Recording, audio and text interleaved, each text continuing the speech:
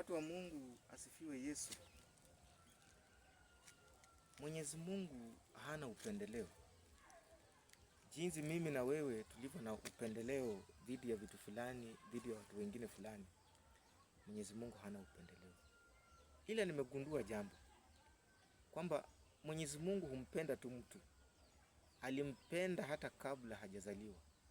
Ndiposa utaona wengine wanapigwa vita, lakini wanayashinda yote. Lakini wewe unapigwa vita, unashikwa. Wengine nao Mwenyezi Mungu alishawafanya kuwa watu wake na akaweka rubber stamp kwao. Ila Baba Mungu naye pia humpenda mtu ambaye hubondeka mbele zake. Yule anayesema mimi siwezi, nahitaji kufahamu, nahitaji kufunzwa, nahitaji kujua.